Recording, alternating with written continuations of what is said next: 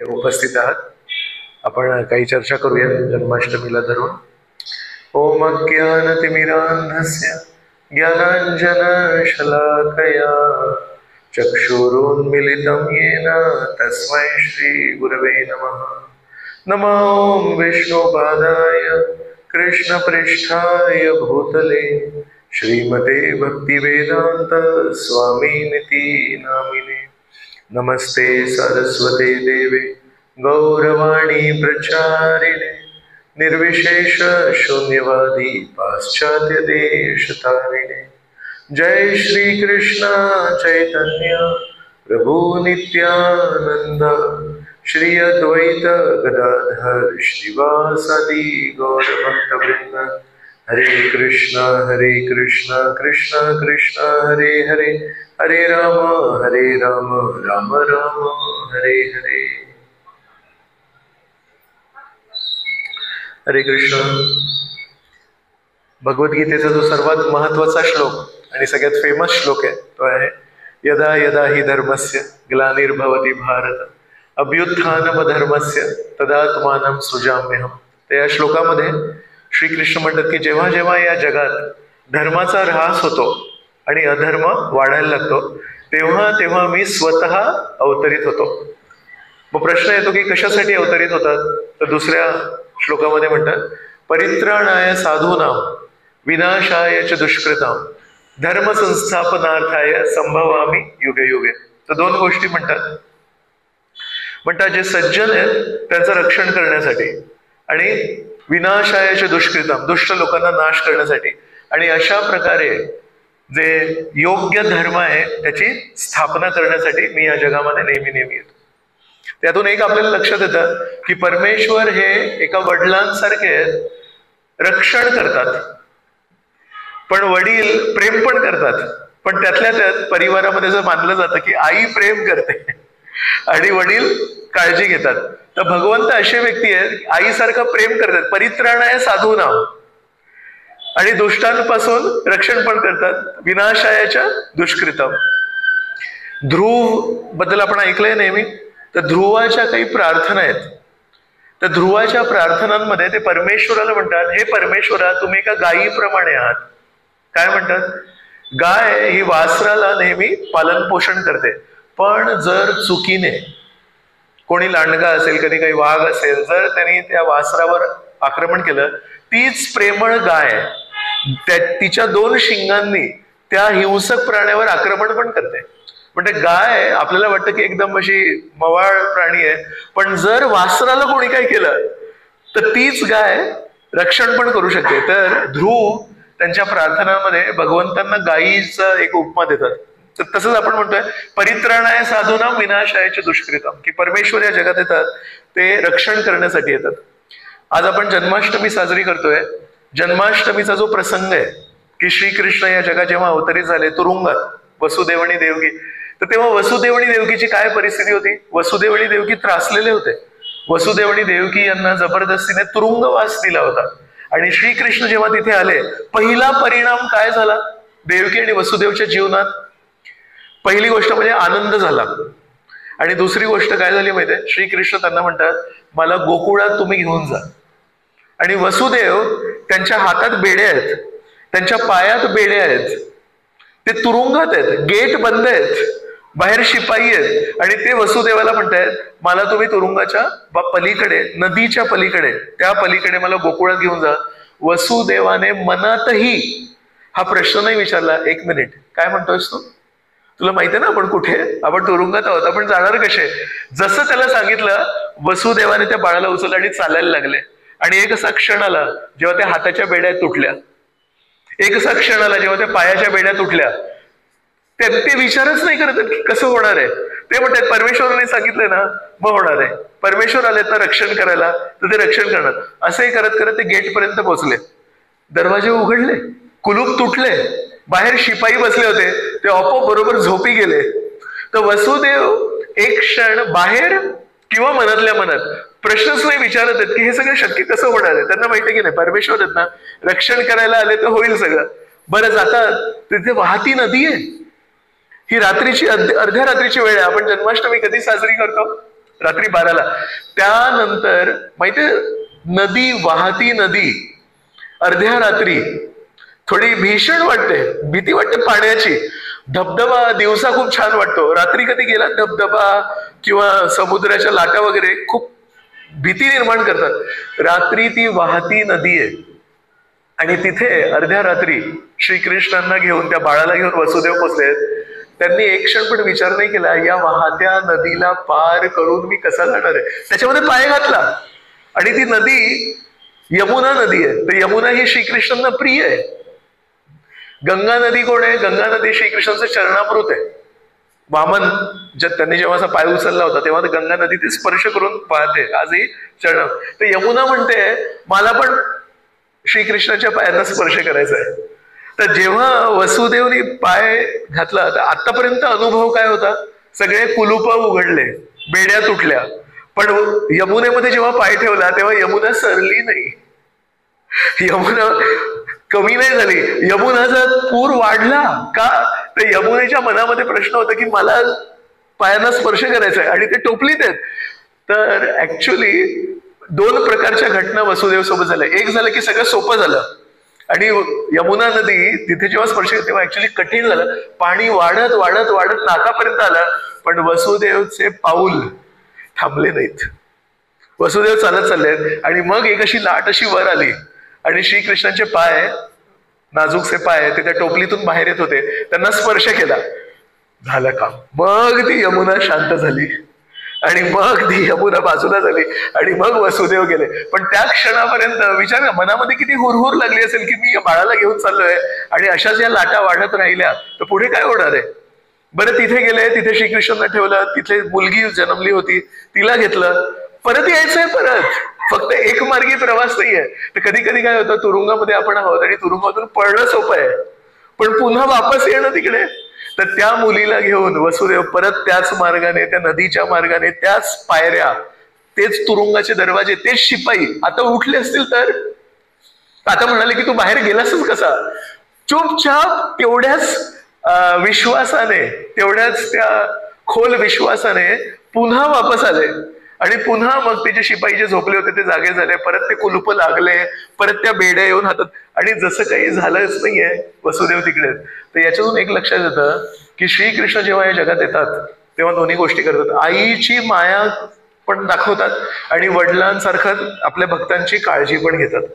तर आज आपण जी चर्चा करणार आहोत की how does Krishna protect us.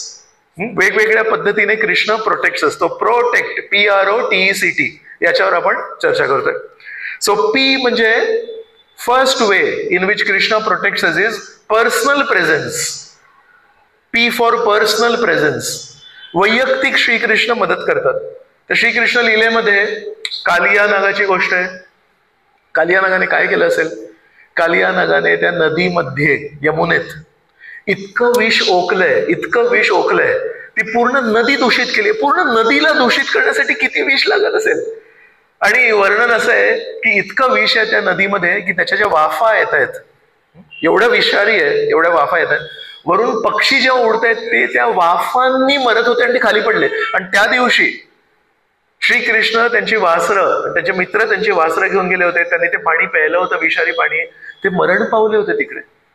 तर श्रीकृष्णाने जेव्हा कोणी सांगितलं तेव्हा श्रीकृष्ण तिकडे आले. श्रीकृष्णांनी दृष्टीपात केला, त्यांना पुन्हा एकदा जीवन दिलं आणि मग श्रीकृष्ण म्हणाले माझ्या यमुने नदीमध्ये एवढं विष ओकणारं कोणी असेल तर मी ते सहन करणार नाही. श्रीकृष्ण लगेच आपल्या कमरेचा जो कापड होता एकदम टाईट बांधला आणि कदंब वृक्ष आहे, आजही ते कदंब वृक्ष आहे तिकडे, त्याच्यावरून उडी मारली आणि स्वतः जाऊन त्या कालियाला त्यांनी सांगितलं अजिबात इथे तू हे सगळं विष वगैरे करायचं नाही. तो काही कमी नव्हता, तो बाहेर आला. मग काय केलं असेल श्रीकृष्णांनी? त्यांच्या फणांवर नृत्य केलं. तर आधी एका फणावर नृत्य केलं. तर आपण म्हणतोय नृत्य, पण कालियाचा रस्ता, कालियाला जर म्हणत नृत्य केलं ना रे तुझे फणांवर, तो नृत्य नाही केलं, लत्ता प्रहार केला, जोर जोरात मारलं. आणि जेव्हा ते मारून त्या फणातलं विष बाहेर पडलं मग दुसऱ्या फणाने दंश करायचं. तर श्रीकृष्ण लगेच उडी मारून दुसऱ्या फणावर जायचे. अशा प्रकारे प्रत्येक फणावर नृत्य करून, पण त्याला असं वाटत होतं की डोक्यावर वीज पडते की काय, प्रत्येक फणातलं विष बाहेर काढलं परत परित्राणाय साधूनाम आणि विनाशाचे दुष्ट. तर गोपिका तिथे बघत होते हे सगळं, तर गोपिकांना ते कळालंच नाही की हा एवढं जोरात जोरात लाथा मारतोय आणि त्याचं विष बाहेर निघतंय. गोपिका म्हणतात हा किती सुंदर नृत्य करतोय. त्यांना माहितीच नाही की याला शिक्षा मिळते. तर गोपिकांसाठी भक्तांसाठी श्रीकृष्ण आहेत परित्राणाय साधूनाम, आणि त्याच क्षणी त्याच वेळी त्याच क्रियेमध्ये कालियाला मारतात पण आहेत. गोवर्धन पर्वताचा इथे देखावा बनवलाय. तर गोवर्धन पर्वत श्रीकृष्णाने जेव्हा उचललंय, दोन गोष्टी घडतायत एकाच वेळेस. परित्राणाय साधूनाम विनाशाय दुष्कृतम. काय तर इंद्र आहे त्याच्यामध्ये दुष्ट अहंकार निर्माण झालाय. तो काय म्हणतोय, मी पाणी पुरवठा मंत्री आहे, मला जिथे पाहिजे तिथे पाणी पुरवठा करीन, आणि जर तुम्हाला तुमच्याकडे पाणी पुरवठा पाहिजे असेल तर थोडेसे लाच द्यायला लागेल. आणि लाच देणं चालतं का शासनाला? तर परमेश्वर म्हणले अजिबात लाच देणार नाही तुला. तुला पाणी पुरवठा मंत्री बनवलंय तर तुझं कर्तव्य आहे ते देणं. तर तो काय ऐकायला तयार नाही. मग श्रीकृष्णाने काय म्हणाले, आज ही इंद्रपूजा बंद, आज इंद्रपूजा करायची नाही, यावर्षी नाही करायची. तर इंद्राला एवढा राग आला, कधी कोणी इंद्रपूजा बंद नव्हती केली. तर त्या दिवशी त्यांनी ठरवलं, पूर्ण ब्रह्मांडाला प्रलयाच्या वेळेस जेव्हा पाणी भरतं पूर्ण ब्रह्मांडामध्ये, ते पाणी देणारे सांवर्तक ढग असतात. त्या सांवर्तक ढगांना श्रीकृष्णांच्या त्या वृंदावनाला पूर्णपणे पाण्याने बुडवून पुरामध्ये काय म्हणू त्याला, जलसमाधी. पूर्ण गावाला, गायींना, वासरांना, मोरांना, हरिणांना, गोपांना, गोपिकांना सगळ्यांना जलसमाधी देण्याची कुत्सित बुद्धी इंद्राला आली. तर इंद्र म्हणतायत माझी पूजा बंद करतो काय, आज सर्वांना जलसमाधी देतो मी. श्रीकृष्णाने काय केलं असेल इथे आपण बघतोय. गोवर्धन पर्वत उचललं आणि 7 दिवस 7 रात्र त्या गोवर्धन पर्वताच्या खाली एक मोठा उत्सव झाला. का तर सर्व भक्त लोक, सर्वजण जे कधी त्यांना श्रीकृष्णांचं मोजक्या काळासाठी दर्शन मिळायचं, ते 7 दिवस 7 रात्र एकाच ठिकाणी समोर श्रीकृष्ण, आणि दृष्टी पलीकडे जातच नाहीयेत. तर 7 दिवस 7 रात्र हे लोक सर्व खुश. असं म्हणतात, आता आपण इथे हे दृश्य बघतोय तर श्रीकृष्ण तिथे मध्ये आहेत बरोबर. तर काही लोक पर्वताखाली श्रीकृष्णांच्या उजवीकडे असतील, काही लोक पर्वताखाली श्रीकृष्णांच्या डावीकडे असतील, काही लोक समोर असतील, काही लोक मागे असतील. पण जेव्हा जेव्हा कोणीही त्या पर्वताखाली श्रीकृष्णांकडे बघितलं, त्यांना असं कधीच वाटलं नाही मी बाजूनी बघतोय, मी पाठ दिसते मला. कुठूनही बघितलं श्रीकृष्णांना, त्यांना नेहमी श्रीकृष्णांचा तो गोड चेहरा, श्रीकृष्णांची ती छाती, हे छान असे उभे आहेत, आणि नेहमी असं त्यांना दिसायचं की जेव्हा जेव्हा श्रीकृष्णांकडे बघायचे, श्रीकृष्ण बरोबर त्याच भक्ताकडे बघत असायचे. प्रत्येक भक्ताला वाटायचं श्रीकृष्ण नेहमी माझ्याकडेच कसे काय बघतायत. तर श्रीकृष्णांकडे ती कला आहे की कोणीही असू दे, एकदा जर तुम्ही श्रीकृष्णांशी नातं जोडलं तर तुम्हाला वाटेल श्रीकृष्ण माझ्या जीवनामध्ये मला भरपूर प्रेम करतायत. आणि तेव्हा एकच प्रश्न पडतो, जर मला इतकं प्रेम करतायत तर यांच्याकडे किती अमाप प्रेम आहे की सगळ्यांना तसं वाटतंय. आजपर्यंत एकही भक्त असा भेटला नाही मला जो म्हणतो जेव्हापासून मी परमेश्वराशी नातं जोडलंय, विठ्ठलाशी नातं जोडलंय, तर मला असं वाटतंय की मला तेवढा प्रतिसाद मिळत नाहीये. ज्यांनी ज्यांनी श्रीकृष्णांशी नातं जोडलंय ते नेहमी म्हणतात मला खूप खूप प्रतिसाद मिळाला आणि मला नेहमी वाटतं की श्रीकृष्ण मला भरपूर प्रेम करतात म्हणून. तर कसे ते श्रीकृष्ण आहेत जे सर्वांना पाठवून बाजूनी सगळीकडून बघून, पण त्यांना वाटतं की श्रीकृष्ण केवळ माझ्याकडेच बघते, पाठ त्यांनी दाखवली नाही कधी. आणि खाली हा एवढा छान उत्सव चालू आहे आणि वर इंद्र म्हणतोय अरे पाणी पाणी पाडा, अजून अजून पाडा. तर पाणी कुठे गेलं होतं? तर इथे हा देखावा आहे म्हणून आपण दाखवू शकतो. तर श्रीकृष्णांचं सुदर्शन चक्र आहे ते असं इथे फिरत होतं गोल गोल गोल गोल फास्ट अदृश्य रूपात. आणि त्या पाण्याला जर पाणी खाली पडलं इथून ना, मग ते पाणी इथे खाली जाणार आणि ते पूर येणार ना, तर पाणी फक्त आजूबाजूला पडतंय. आतमध्ये जिथे श्रीकृष्ण त्यांचे सगळे मित्र आहेत, भक्त आहेत, तिथे अजिबात पाणी नाही, तिथे अजिबात ओलावा नाही, तिथे काही त्रास नाही झाला. तर कशा प्रकारे ते श्रीकृष्णांनी केलं असेल, परित्राणाय साधूनाम विनाशाय.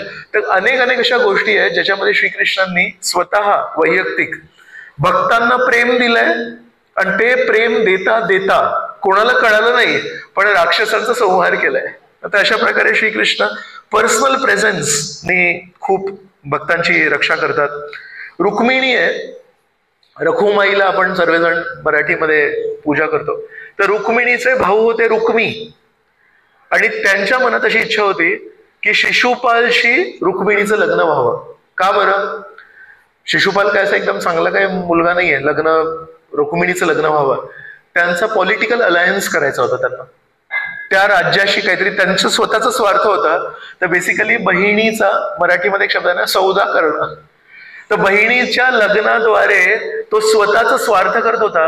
रुक्मिणीला अजिबात ते स्वीकार नाही. रुक्मिणीने पत्र लिहिलं श्रीकृष्णांना की आजपर्यंत मी असं ऐकलंय की कोणी तुम्हाला हाक मारली तर तुम्ही त्या हाकेला दाद देता. तर माझी एक विनंती आहे, माझा भाऊ मला बेसिकली विकतोय, त्याच्या स्वार्थासाठी माझं लग्न लावून देतोय आणि मला विकतोय, तर कृपया तुम्ही येऊन मला मदत करणार का? श्रीकृष्णांनी काय केलं असेल? श्रीकृष्णांनी रावणाने सीतेला अपहरण केलं होतं रामचंद्रांच्या अनुपस्थितीमध्ये. तेच राम, तेच कृष्ण आहेत, आणि तेच रावण, तिथेच शिशुपाल आहेत. तर श्रीकृष्णाला बरोबर माहिती आहे याने माझ्या पत्नीला मला दूर कुठेतरी पाठवून पळवलं होतं. रुक्मिणीचं लग्न ठरलंय शिशुपालाशी. म्हणजे त्या कथेमध्ये सीता ही रावणाच्या अगदी जवळपर्यंत गेली आहे. रामचंद्र म्हणाले, मी काय तुझ्यासारखा तसं नाही की दूर कुठेतरी खोटारडेपणा करीन, मी तुझ्या समोर येईन आणि तुझ्या तोंडातला घास पडून जाईल. ते जुना हिशोब होता तो. आपल्याला वाटतं की श्रीकृष्णांनी रुक्मिणीला अपहरण का केलं? वडिलांकडे गेले असते आणि म्हणाले असते मला तुमच्या मुलीचा हात पाहिजे लग्नासाठी. तर श्रीकृष्ण तेच रामचंद्र आहेत आणि तोच राहतो, त्याला अद्दल घडवायची होती. तर आपल्याला ते कनेक्शन्स माहिती नाही म्हणून आपण म्हणतो की श्रीकृष्ण एका कन्येचं अपहरण कसे करू शकतात? नाही, ते जुना हिशोब तो बाकी होता तो. आणि शिशुपालाला वाटलं या वेळेस तरी माझं लग्न होईल यांच्याशी. श्रीकृष्ण ऐन वेळेस आले, लग्नाच्या आधी येऊन रुक्मिणीचा हात धरला आणि स्वतः येऊन रुक्मिणीला पळून गेले. तर म्हणून जेव्हा केव्हा कोणी श्रीकृष्णांना हाक मारली आहे, श्रीकृष्णांनी स्वतः येऊन त्यांना वाचवलंय. सो पी फॉर, तू सांगशील? Personal presence. Very good. R for representative, की श्रीकृष्ण कधी स्वतः मदत करतात, कधी आपल्या प्रतिनिधीद्वारे पण मदत करतात. पांडवांच्या जीवनामध्ये अनेक वेळा, सुरुवातीच्या काळात तरी बालपणामध्ये, श्रीकृष्ण स्वतः उपस्थित नव्हते, कारण श्रीकृष्ण स्वतः वृंदावनात होते. अर्जुन आणि श्रीकृष्ण हे समवयीन आहेत. तर इथे बालपणामध्ये श्रीकृष्णांवर जसं एक एक चाललंय अत्याचार, तसं पांडवांवर पण चाललंय. मग तेव्हा कोण मदत केली? श्रीकृष्णांनी विदुराला पाठवलं होतं. तर विदुर हे श्रीकृष्णांचे प्रतिनिधी वारणावट मध्ये पण त्यांना जेव्हा जाळणार होते पांडवांना, तेव्हा आता धृतराष्ट्र आपल्या बहिणीला कुंतीला आणि तिच्या 5 मुलांना म्हणतात, उन्हाळ्याच्या काळात एक फार्म हाऊस बनवलंय मी, तिथे जरा गारवा असतो, तुम्ही उन्हाळ्यात तिथे जाऊन राहा. अशा बोलल्यावर यांना सांगितलं की तुम्ही तिथे सुरक्षित राहाल म्हणून. आणि मनात कारस्थान काय आहे? अमावस्येच्या दिवशी ते पूर्ण घर जाळून टाकणार आहे, त्यांना समाप्त करणार आहे. कोणाला खबर पण नाही की कुंती आणि 5 मुलं जळून समाप्त झाले. विचार करा किती कुत्सित बुद्धी आहे. तर जेव्हा ते चालले, विदुराला लक्षात आलं या धृतराष्ट्राने आजपर्यंत कोणासाठी काही चांगलं नाही केलं, आपल्या परिवारातल्या लोकांना हा एक फार्म हाऊस बांधून देईल आणि त्याच्यामध्ये सांगेल की उन्हाळ्यामध्ये तुम्ही सुरक्षित राहिलाय, तर काहीतरी चुकीचं आहे. तर जाता जाता बोली भाषा असते माहितीये, एक असते ऑफिशियल भाषा आणि एक असते गावातली भाषा. कधी कधी आपण बघतो कोणी बोलत असत आपल्याला कळत नाही ती भाषा. तर विदुर त्या बोली भाषेत काय म्हणतायत, हे लोक असे चालले आहेत आणि सगळे मंत्री असतील, त्यांचे भावंड दुर्योधन दुःशासन होते. तेव्हा विदुर काय म्हणतायत, आत्मा हा अग्नीने जळत नाही, आत्म्याला तलवारीने कापू नाही शकत, पण शरीर मात्र जळतं, शरीर मात्र कापलं जातं. विचार करा, तुम्ही प्रवासाला कुठेतरी निघाले आणि तुमच्या जवळचे कोणीतरी शुभचिंतक व्यक्ती ते मध्येच येऊन म्हणतात, आत्मा हा अग्नीने जळत नाही, तलवारीने कापल्या जात नाही, पण शरीर मात्र होतं. म्हणतात जेव्हा आग लागते तेव्हा मनुष्य पण जळतो, पण ते प्राणी जळत नाही जे जमिनीखाली राहतात. तर सगळ्यांना काही कळालंच नाही. एक तर तो बोली भाषेत बोलत होता, विदुर बोली भाषेत बोलत होते, आणि दुसरी गोष्ट की ती भाषाच कळत नव्हती. पण युधिष्ठिर मनातल्या मनात विचार करतोय, काकांनी प्रवासाला जाता जाता मृत्यूबद्दल का बोलले? आणि हे काय होतं की आग जेव्हा लागते तेव्हा हरिण जळतात, साप पण मरतात, सगळे प्राणी जळतात, फक्त ज्यांची घरे भुयारात असतात ते जगतात म्हणून.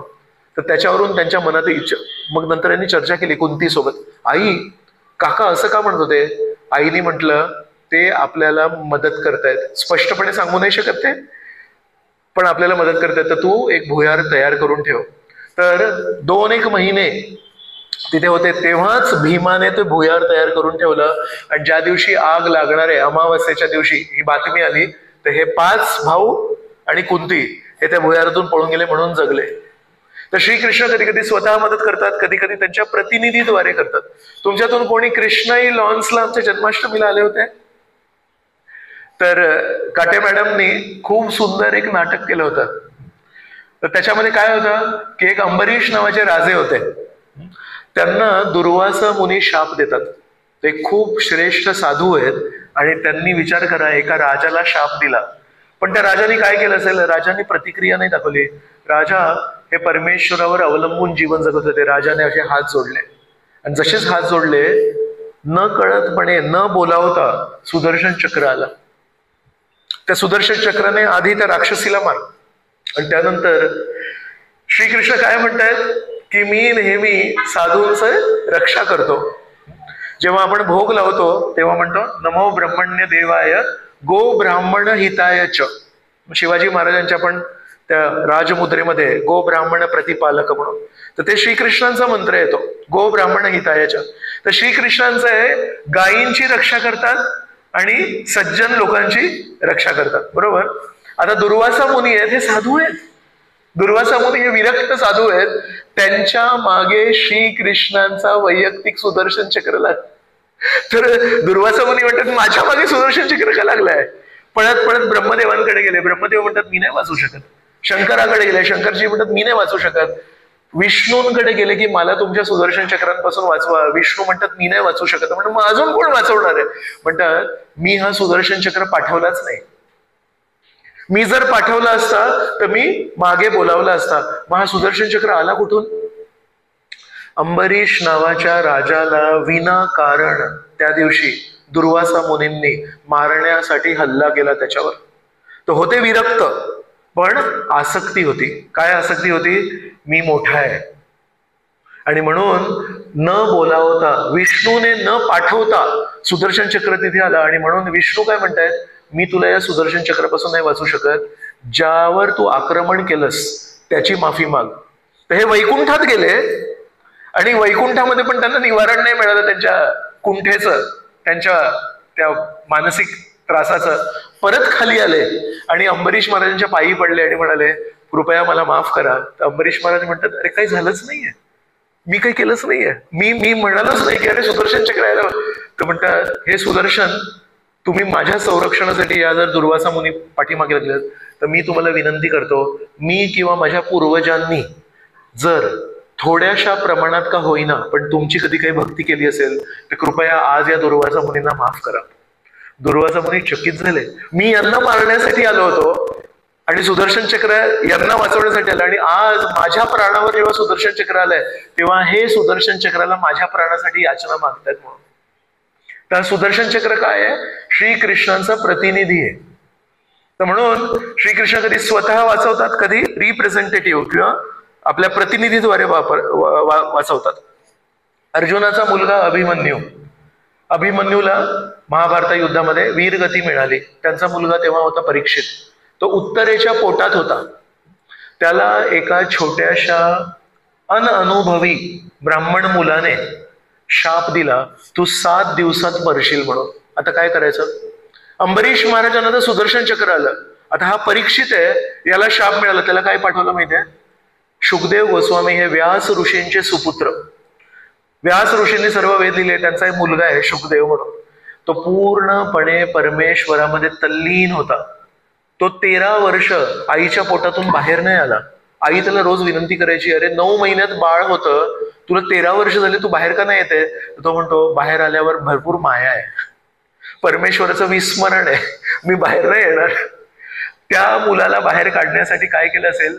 श्रीकृष्णांची स्तुती गायली.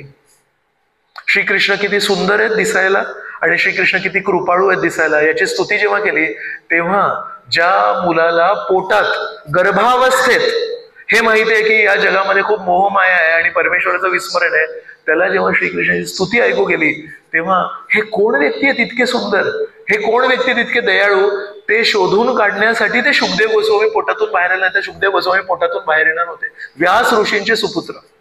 त्या शुकदेव गोस्वामीला श्रीकृष्णांनी परीक्षित महाराजांना मार्गदर्शन करायला पाठवलं, तर अंबरीशाला सुदर्शन चक्र पाठवला आणि परीक्षिताला शुकदेव गोस्वामी पाठवले. तसं कधी कधी रिप्रेझेंटेटिव्हनी पण श्रीकृष्ण प्रोटेक्ट करतात. So P for personal presence, R for representative, very good. O for omni presence. Omni presence म्हणजे परमेश्वर हे सर्व व्यापी आहेत. द्रौपदीला कसं वाचवलं? तिथे श्रीकृष्ण स्वतः नव्हते आणि ना त्यांनी सुदर्शन चक्राला किंवा कुठल्या प्रतिनिधीला पाठवलं, श्रीकृष्ण तिथे उपस्थित होते. पण श्रीकृष्णांनी कणाकणात प्रल्हादाला जेव्हा हिरण्यकशिपू, किती लोकांनी नरसिंह मूवी बघितला तर रिसेंटली काही लोकांनी बघितलंय, तर त्याच्यामध्ये प्रल्हाद म्हणतायत की मी परमेश्वराचं नामस्मरण करणार. प्रल्हादाने हिरण्यकश्यपूला कधी वाईट नाव नाही ठेवलं, प्रल्हादाने हिरण्यकश्यपूला कधी उलट शब्द नाही बोलले. त्याचा पाप काय, प्रल्हादाची चूक काय, कोणी सांगणार? त्यांनी वडिलांचा अपमान केला कधी? त्यांनी वडिलांना कधी उलट उत्तर दिलं? त्याचं पाप काय माहितीये? वडील म्हणतायत माझ्या राज्यामध्ये मी परमेश्वर आहे, आणि ते म्हणतात तुमच्या राज्यात काय, शेजारच्या राज्यात काय, प्रत्येक राज्यात काय, सर्व राज्यांचा राजा एकच आहे, परमेश्वर. ऍक्च्युली त्यांनी हिरण्यकश्यपूला कधी उलट उत्तर नाही दिलं, हिरण्यकश्यपूला कधी त्यांनी अपमानित पण नाही केलं. त्याचं पाप, त्याची चूक काय की तो परमेश्वराचं नामस्मरण करा. त्यांनी असं नाही म्हणलं हिरण्यकश्यपू चोर आहे, हिरण्यकश्यपू अयोग्य, हे कधीच नाही बोलले. त्यांचं फक्त एकच म्हणणं आहे की जर परमेश्वराचं नामस्मरण करायचं तर काय प्रॉब्लेम आहे, पण तू माझ्या राज्यात राहून परमेश्वराचं नामस्मरण नाही करू शकत. आणि एक दिवशी म्हणाले कुठे तुझे परमेश्वर? सर्व व्यापी आहेत, कुठे आहेत? या खांबात आहेत का? खांबात आहेत. आणि तिथून त्या खांबातून विष्णू एक विलक्षण रूप घेऊन आले. ना मनुष्य होते ना प्राणी होते. त्यांनी हिरण्यकश्यपूला ना आत मारलं ना बाहेर मारलं, उंबरठ्यावर मारलं. आणि कधी मारलं? संध्याकाळच्या वेळी, संध्या समय म्हणजे ना दिवस ना रात्र. आणि कसं मारलं? ना जमिनीवर मारलं ना पाण्यात मारलं, कुशीत घेऊन मारलं. आणि कशाने मारलं? ना तलवारीने मारलं, नखांनी मारलं. तर नख म्हणजे जिवंत की मृत? त्याला वेदना नाही होत. आपण जेव्हा क्लिप करतो तेव्हा वेदना, म्हणजे मृत आहेत पण वाढतात, म्हणजे जिवंत पण. अशा प्रकारे श्रीकृष्णांनी omnipresence, he is present everywhere. तर म्हणून खांबातून पण आले. द्रौपदीला त्यांनी अनलिमिटेड साडी पुरवली आणि द्रौपदीला तिचे 5 पती वाचू नाही शकले, पण त्या द्रौपदीला श्रीकृष्ण वाचले. So O for omni presence, very good. त्याच्यानंतर येतं T. So T stands for teachings. Krishna also protects by his teachings. तर टीचिंग्स 2 प्रकारचे असतात. एक असतं प्रेम. Love is of 2 types. One is to protect from danger. उपस्थित आहे काही धोका आणि त्याच्यापासून आपल्या लहानशा बाळाला वाचवणं, दिस ऑल्सो लव्ह. आणि second is prepare for upcoming danger, that is also love. So teaching is which type of love? शिक्षण हे कुठल्या प्रकारचं लव्ह आहे? First type of love is protect from danger. So when there is already danger तेव्हा शिक्षण नसतं द्यायचं, तेव्हा शस्त्र चालवायचे असतात. पण what is love of the second type? Prepare for upcoming danger. तर येणाऱ्या जीवनामध्ये, आपल्या मुलांच्या जीवनामध्ये कधी काही अडचण येतं त्यासाठी आधीपासून शिकवून ठेवतो आपण, that is also love. So म्हणून एक प्रेम आहे जे हिरण्यकश्यपूच्या त्रासाला वाचवण्यासाठी, प्रल्हादाला जो त्रास होतो वाचवण्यासाठी परमेश्वराने प्रोटेक्ट फ्रॉम डेंजर. आणि second is prepare for danger. So म्हणून श्रीकृष्ण जेव्हा शिकवणी देतात त्याच्याने he protects for upcoming danger. 2 Gita आहेत, एक आहे भगवद्गीता आणि एक आहे उद्धव गीता. भगवद्गीतेमध्ये इट वॉज डेंजर ऑलरेडी सगळेजण उभे होते आणि श्रीकृष्णांनी भगवद्गीता दिली. आणि अर्जुन काय म्हणतोय, मला हे युद्ध सोडून जायचंय. पण श्रीकृष्ण म्हणाले अजिबात सोडायचं नाही, तुला युद्ध करायचंय. आणि दुसरी गीता आहे त्याला म्हणतात उद्धव गीता. जशा प्रकारे अर्जुन हे श्रीकृष्णांना खूप प्रिय आहेत, तसे त्यांचे खूप जवळचे एक मित्र आहेत उद्धव. आणि उद्धव म्हणत होते मला सगळं काही सोडून जायचंय. त्यांनी काय सांगितलं त्यांना, उद्धवाला काय सांगितलं, एक काम कर, मी या जगातून चाललोय, पण बद्रिक आश्रम आहे, बद्रिक आश्रम मध्ये अनेक अनेक साधू राहतात, त्यांना माझ्याशी प्रेम आहे, तर मी या जगातून गेल्यावर त्यांना प्रेरणा कशी मिळेल, तर तू इथे थांब आणि मी आता तुला काहीतरी एक उद्धव गीता सांगतो, मी तुला काहीतरी मार्गदर्शन करतो, ते मार्गदर्शन तू यथारूप जसं आहे तसं बद्रिक आश्रमच्या साधूंना जाऊन सांगायचं. So Uddhav Gita is not protecting from danger, Uddhav Gita is preparing for danger. So शिकवणी ह्या पण एक परमेश्वराचं प्रोटेक्शनचं एक लक्षण आहे. जर आपण परमेश्वराच्या शिकवणी बघितल्या, श्रीमद भागवतामध्ये वेगवेगळ्या गोष्टी शुकदेव गोस्वामी सांगतात त्या जर बघितल्या, तर there are two things there. One is diversity in context. कुठल्या कुठल्या घटना आहेत. एक आहे कुंतीची गोष्ट सांगितली आहे, तर कुंती ही राजराणी. एक गजेंद्राची गोष्ट आहे, गजेंद्र हा प्राण्यांचा राजा, हत्तींचा राजा. एक वृत्रासुराची गोष्ट आहे, वृत्रासुर हा एक राक्षस शरीरात होता, पण त्याची चेतना ही परमेश्वराच्या भक्तीची होती, शरीर राक्षसाचं होतं. एक आहे अवंती ब्राह्मणाची गोष्ट आहे, तो आहे जुना नाही, म्हातारा एक ब्राह्मण, तो एक कुठे एक म्हाताऱ्या ब्राह्मणाची गोष्ट. पण या सर्व मध्ये although there is diversity in context, there is consistency in content. तर एक म्हातारा ब्राह्मण आहे, त्याची परिस्थिती वेगळी असेल. एक श्रीमंत राणी आहे, तिची परिस्थिती वेगळी असेल. एक प्राण्यांचा राजा आहे, त्याची परिस्थिती वेगळी असेल. पण या सगळ्यांमध्ये एक युनिव्हर्सॅलिटी आहे. काय? या सगळ्या विविध परिस्थितीमध्ये, वेगवेगळ्या परिस्थितीमध्ये या सगळ्यांनी त्यांच्या त्यांच्या परिस्थितीमध्ये, त्यांच्या त्यांच्या कष्टाच्या परिस्थितीमध्ये एका व्यक्तीला नाव घेतलं, एका व्यक्तीला त्यांनी पुकारलं, आणि त्या व्यक्तीने या सगळ्या विविध परिस्थितीमध्ये या सगळ्या वेगवेगळ्या लोकांना वाचवलं. So how did Krishna save Kunti? How did Krishna save Gajendra? How did Krishna save Prahlad? How did Krishna save Avanti Brahman? How did Krishna save Vrajvasis? आणि how did Krishna save the Pandavas? फरक आहे याच्यामध्ये. पण एक गोष्ट आहे, या सर्वांनी आपापल्या परिस्थितीमध्ये नेहमी श्रीकृष्णांना आवाहन केलं, आणि श्रीकृष्णांनी वेगवेगळ्या पद्धतीने कोणालाही दूर नाही लोटलं, नेहमी सगळ्यांवर प्रेम केलं.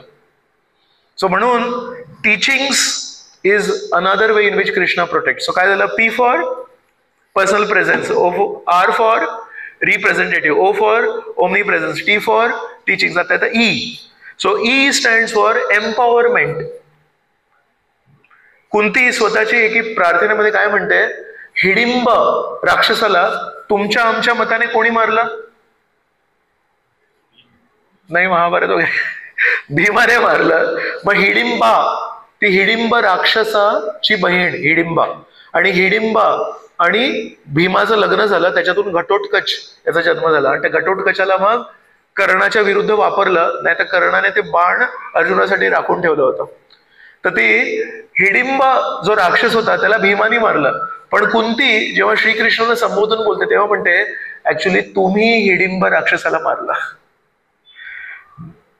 एकदा मी याच क्लासमध्ये घटोत्कचाचा मुलगा, काय नाव त्याचं, इथे तोंडावर आहे पण त्याचं नाव आठवत नाहीये, तर ही घटोत्कचाचा एक मुलगा आहे. त्यांनी बघितलं की हे दोन आता विभाग झालेत आणि यांच्यामध्ये युद्ध झाले, तर तो म्हणाला मला पण युद्धामध्ये भाग घ्यायचा आहे. तर श्रीकृष्णांना माहितीये हा थोडा विम्झिकल होता, स्वैराचारी होता हा. तर त्याला रस्त्यात गाठलं श्रीकृष्णांनी आणि म्हणजे तू कुठे चाललाय रे? म्हणून मी युद्धात भाग घ्यायला चाललोय. मग तू कोणाच्या बाजूने युद्धात भाग घेशील? तो म्हणाले ज्याची कोणाची बाजू कमकुवत असेल त्याच्या नेहमी लढीत. तो तत्वांवर आधारित युद्ध नाही लढत आहे, तो सेंटिमेंटल आहे. तो म्हणतो जो कोणी वीक असेल तिथून. तर श्रीकृष्ण म्हणाले हा ज्या बाजूने जाईल ना खूप स्ट्रॉंग होता तो, तर ती बाजू जिंकायला लागेल. आणि ती बाजू जिंकायला लागली का? हा, बर्बरिक, बर्बरिक नाव आहे त्याचं. तर तो ज्या बाजूने, आता समजा तो म्हणेल की माझे वडील कुठे आहेत, कुठल्या बाजूला आहेत, आजोबा कुठल्या बाजूला आहेत, म्हणजे भीम कोण्या बाजूला आहेत, पांडवांच्या बाजूला. तो पांडवांच्या बाजूने युद्ध करेल. तर त्या दिवशी समोरच्या बाजूला संहार होईल.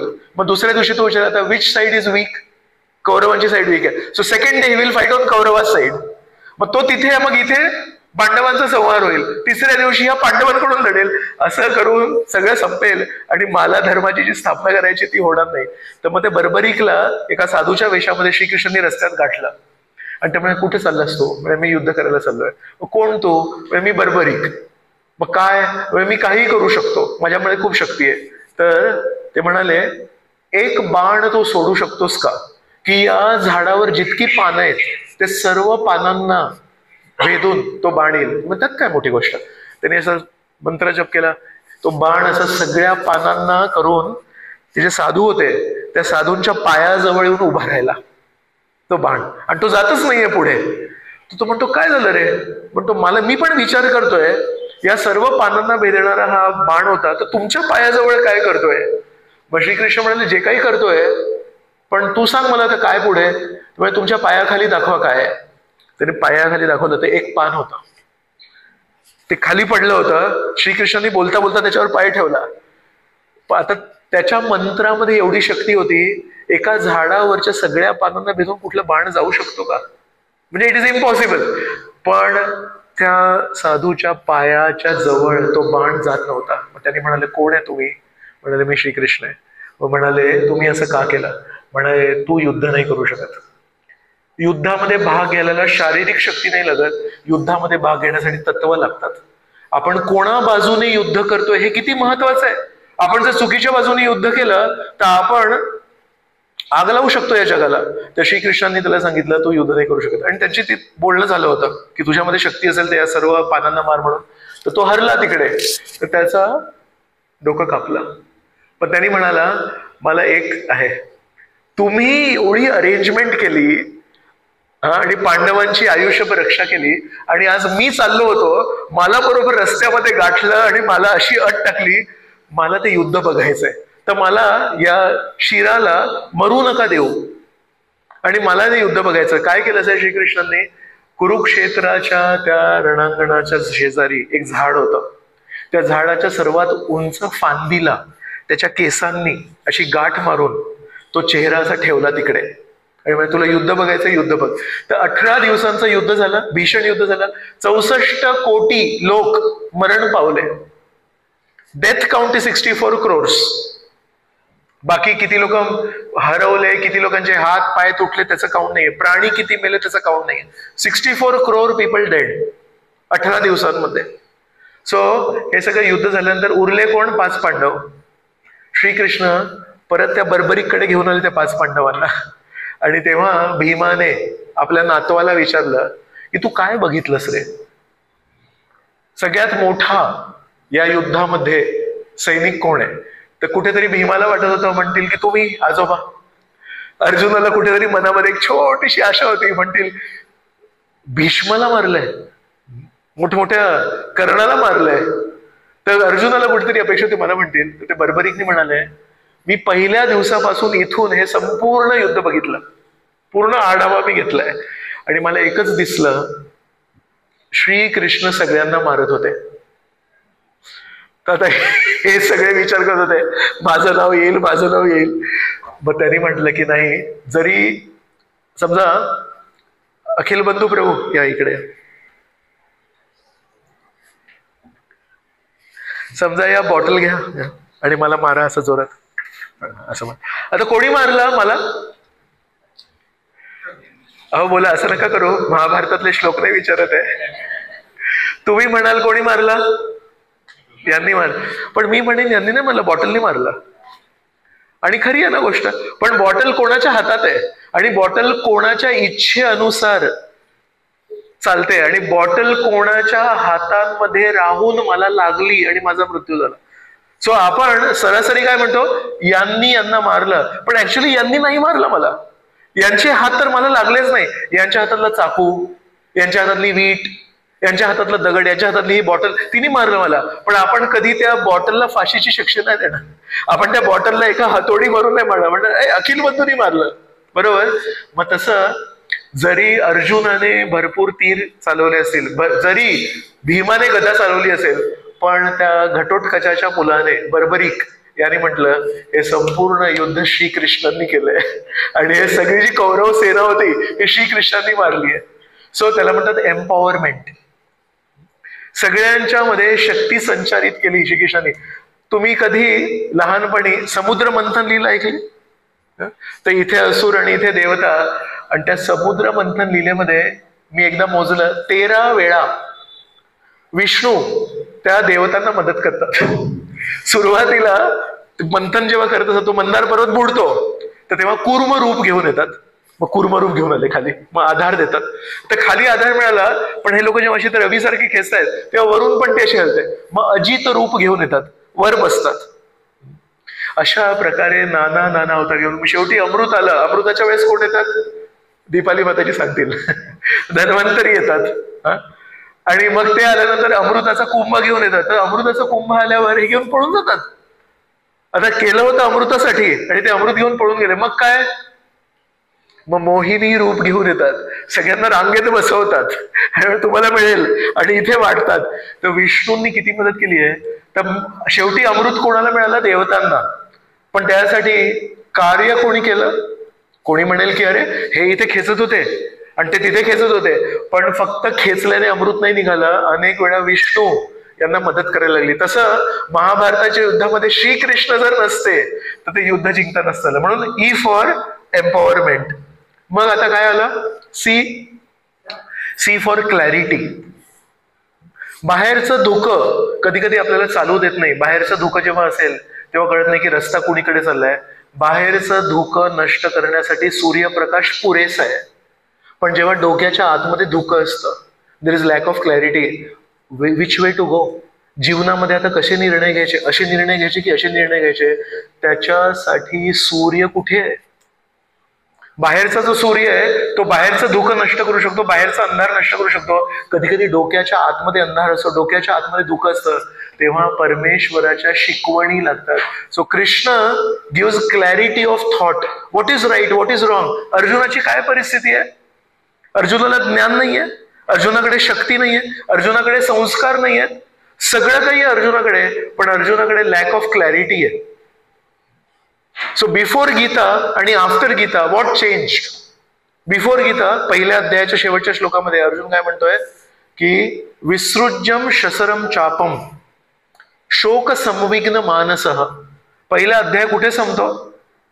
विसृज्य. विसृज्य म्हणजे त्यांनी विसर्जन केलं, त्यांनी खाली ठेवलं. सशरम चापम, बाणांसह धनुष्याला त्यांनी खाली ठेवलं. शोक संविघ्न मानसः, शोकाने पूर्णपणे आवृत्त होऊन अर्जुनाचं जे मन आहे पूर्णपणे तो खचला आणि त्यांनी गांडीव धनुष खाली ठेवला. आणि मग काही काळासाठी श्रीकृष्णांनी भगवद्गीता बोलली आणि भगवद्गीतेनंतर त्याच अर्जुनाने तोच गांडीव धनुष उचलला आणि खूप छान युद्ध केलं. तर जेव्हा त्याच्या हातामध्ये शक्ती नव्हती तो गांडीव धनुष धरायची आणि नंतर त्याच अर्जुनाने तोच गांडीव धनुष उचलला. मध्ये काय घडलं? त्याला काय फिटनेस ट्रेनिंग सेशन्स दिले, बायसेप्स, ट्रायसेप्स, अजून कुठले मसल्स, इथले special muscles. So what change is basically clarity of thought. आपल्याला कधी कधी काय वाटतं, जीवनाचं युद्ध जिंकण्यासाठी I should go to this gym and then I should go to that gym and I should go to that gym. Actually beyond all this there should be some gym for clarity of thought. योग्य काय आणि अयोग्य काय याची ओळख पण माहिती पाहिजे आपल्याला. तर Shrikrishna gives clarity of thought. एका श्लोकामध्ये भागवतामध्ये सांगितलंय, सर्वे वेदाश्च यज्ञाश्च तपोदानानि चानघ जीव अभय प्रदानस्य न कुर्वीरन कलामपि. तर म्हणतात सर्व वेदाश्च यज्ञाश्च, सर्व वेद, सर्व यज्ञ, सर्व तपस्या, सर्व प्रकारचे दान हे एकीकडे एका तराजूमध्ये, आणि दुसरीकडे परमेश्वराचा मार्गदर्शन, ज्याने आपण आपल्या जीवनामध्ये जेव्हा भीतीग्रस्त होतो त्या भीतीपासून मुक्त होण्यासाठी जीव अभय प्रदानस्य. तर एकीकडे परमेश्वराचं मार्गदर्शन, ज्याने आपल्या भीतीग्रस्त परिस्थितीमध्ये आपल्याला स्वच्छता, स्पष्टता मिळते आणि कळतं कसं वागायला पाहिजे, काय निर्णय घ्यायला पाहिजे. आणि एकीकडे त्या तराजूच्या दुसऱ्या पडद्यामध्ये सर्व वेद, सर्व यज्ञ, सर्व तपस्या आणि सर्व प्रकारचे दान. आणि या श्लोकामध्ये म्हटलंय, ज्या तराजूच्या भागामध्ये परमेश्वराचं मार्गदर्शन आहे, ज्याने आपल्याला स्पष्ट, that is much more heavier than all this. का? वेदांचं वाचन करून कधी कधी कन्फ्युजन वाढतं. दान करून कधी कधी गर्व वाढतो, माझ्यासारखा दानी व्यक्ती कोण आहे. यज्ञ मोठे मोठे करून गर्व वाढतो, मी एकही यज्ञ सोडला नाही जो मी केला नाही. तपस्या करून, दुर्वासा ऋषींचं आपण उदाहरण ऐकलं, तपस्येचा अहंकार येतो, पण परमेश्वराचं मार्गदर्शन ज्याला मिळालंय त्याला कधी अहंकार होत नाही. का? कारण त्याला माहितीये स्वीकारणारा मी आहे, देणारा तो आहे. मग ज्याच्या जीवनामध्ये परमेश्वराला एक महत्वाचं स्थान आहे, तो त्याला कधी त्याच्या सौंदर्याचा अहंकार होऊ शकतो, त्याला कधी त्याच्या ज्ञानाचा अहंकार होऊ शकतो, त्याला कधी ताकदीचा अहंकार होऊ शकतो. ते एका हातावर उचललंय, बरोबर. सो म्हणून ज्याच्या जीवनामध्ये परमेश्वर आहे त्याला म्हणतात ना, ग ची बाधा कधी होत नाही, त्याला कधी गर्व येत नाही. उलट वेदांमध्ये जे काही सांगितलेत बाकीच्या शुद्धीकरणाच्या क्रिया, आपण सर्वांनी आपापल्या जीवनामध्ये काही उदाहरण बघितलेत. वेदोक्त पद्धती स्वीकारून पण कधी कधी त्या वेदोक्त पद्धतीमध्ये मी सर्वश्रेष्ठ आहे याचा गर्व निर्माण होतो, आणि त्या गर्वामुळे मग पतन होतं. अगदी इंद्रासारखे देवता असतील, इंद्राने काय काय चुका केल्यात आपल्या सर्वांना माहिती आहे. आणि नेहमी हा प्रश्न पडतो लोकांना, हे देवराज इंद्र आहेत, सर्व देवतांचे राजे आहेत हे, आणि हे अशा चुका कशा करू शकतात? तर कुठे चुकलं? देवराज इंद्र कशा काय चुका करू शकतात? ते फक्त कृती करतायत, पण त्या कृतीमागे योग्य भावना काय आहे हे भावना त्यांना शिकायला वेळ नाहीये. आणि कुठे साधे साधे मनुष्य आहेत अर्जुनासारखे, पण ते मोठी मोठी कृती जरी नसतील करत, पण नेहमी परमेश्वरासमोर नम्रपणे उभे राहतात आणि म्हणतात, परमेश्वरा तू सांग काय करायचंय.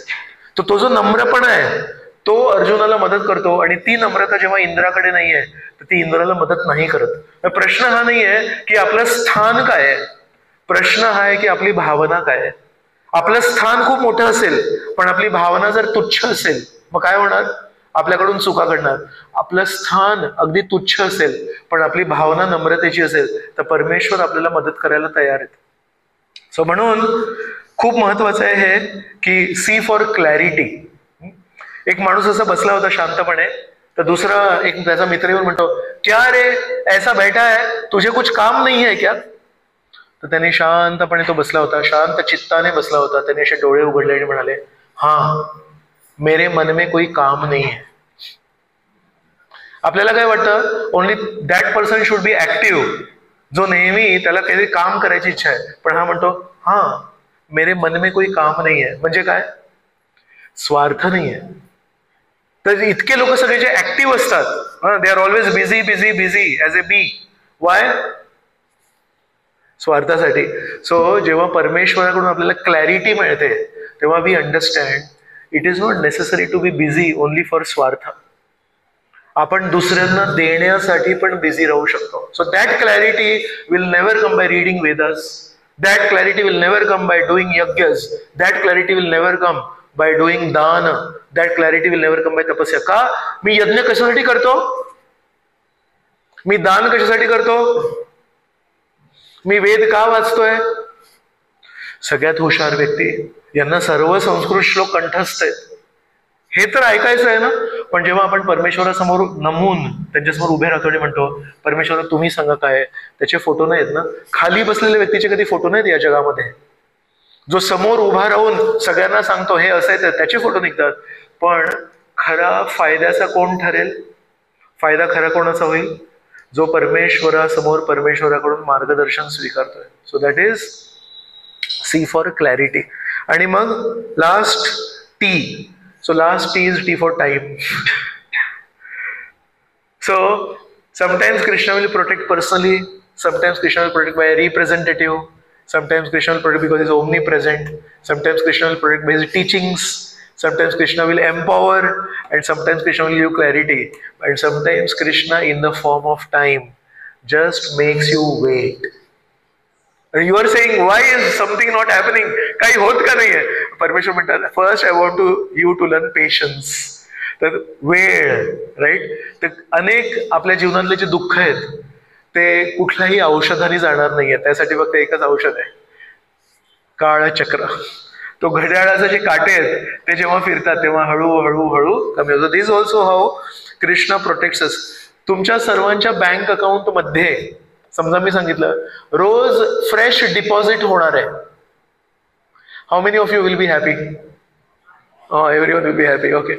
So let me tell you, there is something called money which if lost can be regained. हरवलेले पैसे, बुडलेले पैसे पुन्हा कमवू शकतो. आणि sometimes in English they say time is money, बरोबर? But actually time is not money, because money can be earned again if wasted, but time if wasted cannot be earned again, right? So आपल्या bank अकाउंटमध्ये जर रोज मी म्हटलं कोणी deposit करेल पैसे, तर तुम्ही सगळेजण एकदम खुश झालात. आणि समजा मी सांगितलं पैसे तरी कमवू शकतो पण वेळ कमवू नाही शकत, आणि जर मी तुम्हाला सांगितलं आता every day Krishna is depositing 8,64,000 seconds in the bank of your life every day, how do you feel? उद्या येणारा दिवस परमेश्वराने न मागता 8,64,000 सेकंद आपल्या जीवनाच्या बँकेमध्ये टाकलेत, आणि रोज सकाळी टाकतायत. पण आपल्यातून किती लोक त्या 8,64,000 सेकंदांचा सदुपयोग करतोय? ऍक्च्युली हे मनुष्य जीवन जे दिलंय आपल्याला, त्याच्यामध्ये आपण परमेश्वराची भक्ती करू शकतो. इथे ना कधी कुत्रा येऊन बसू नाही शकत, त्याला कळत नाही. अगदी गाय पण इथे येऊन कधी, ह्या सर्व योनींमध्ये परमेश्वराची प्राप्ती अशक्य आहे. पण केवळ फक्त मनुष्य जीवनामध्ये त्याला योग्य बुद्धी दिली आहे स्वार्थाच्या परे परमार्थ जाणून घेण्यासाठी. विचार करा, आपल्याला रोज 8,64,000 सेकंद परमेश्वर देतात आणि म्हणतात याचा तू काहीतरी सदुपयोग करू शकतो, याचा काहीतरी तू चांगला करू शकतो. आणि आपण कधी कधी निरर्थक गोष्टींमध्ये ते सेकंद वाया घालवतोय. So what do you call somebody? तुमच्यातले आई वडील आहेत, समजा मुलाला 50 रुपये दिले आणि संध्याकाळी मुलाला विचारलं काय केलं असतो, पण त्याचं मी विमान बनवलं, त्या नोटीला फोल्ड करून असं केलं. तर आईला आणि वडिलांना कसं वाटेल? कसं काय तू, अरे तुला ती 50 रुपयाची 500 रुपयाची नोट दिली होती, त्याच्याने तू काय काय केलं असतं? तो केलं ना मी, माझ्या आनंदाने त्याचं विमान बनवण्याने फेकला, तो लांब गेला, आई रस्त्याला पार केला त्याने. म्हणजे कळत नाही 500 रुपयाची नोट काय करू शकते तुला माहिती नाहीये. तसं परमेश्वर आपल्याकडे बघून म्हणतात मनुष्य जीवन मिळालंय आणि त्यामध्ये तुमच्याकडे आर्थिक सुबकता आहे, तब्येत बरी आहे, बुद्धी आहे, भगवद्गीता समजून घ्यायची. ऍक्च्युली आपण दररोज कमीत कमी एक श्लोक तरी भगवद्गीतेचा वाचायला पाहिजे. आणि परमेश्वरांनी जो संदेश मनुष्य समाजाला अर्जुनाद्वारे दिलाय तो समजून घेण्याचा आपण प्रामाणिक प्रयत्न करायला पाहिजे. So that is how Krishna is protecting all of us through time. Every day fresh deposit. Every day fresh deposit. तर उद्याची जेव्हा सकाळ होईल, जेव्हा तुम्ही सूर्योदयाला बघाल, तेव्हा परमेश्वराला धन्यवाद म्हणू शकता, म्हणजे thank you for giving me one more opportunity. कालपर्यंत मी जीवन कधी सिरियसली घेतलं नाही, माझं जीवन आहे, माझं जीवन नाही आहे, ते जीवन कधीही समाप्त होऊ शकतं. एक ऍक्सिडेंट झाला, घसरून पडले, संपलं सगळं. तर विचार करा प्रत्येक दिवसाला आपण कुठल्या दृष्टीने बघायला पाहिजे. So in this way Krishna protects. Now will call us, please come. सांगा PROTCT सांगा. Personal presence, R for representative, O for omnipresence, T for teachings, E for empowerment, C for clarity, and T for most important time. Thank you. Very good. So आज आपण सगळेजण प्रार्थना करूया परमेश्वरला की आमच्या जीवनामध्ये येणं केनं प्रकारेण पण आम्हाला तुम्ही संरक्षण करा. आणि आपलं खूप मोठं सौभाग्य आहे की माताजी म्हणत होते जगविख्यात इंटरनॅशनल सिंगर जय सच्चिदानंद प्रभू आहे तिथे. त्यांच्या गोड मधुर आवाजामध्ये ज्या श्रीकृष्णांना गीतेद्वारे समजणं ऐकणं कठीण जातं, त्याच श्रीकृष्णांना त्यांच्या गोड नामाद्वारे कीर्तनाद्वारे आपल्या समोर प्रस्तुत करणार आहेत. तर माझ्या कटू बोलल्यानंतर आता आपण त्यांच्याकडून अजून गोड मधुर आपल्याला हरिनाम ऐकू येईल. तर रिक्वेस्ट करता हूं जय सच्चिदानंद प्रभु को कृपया आप कीर्तन कीजिए.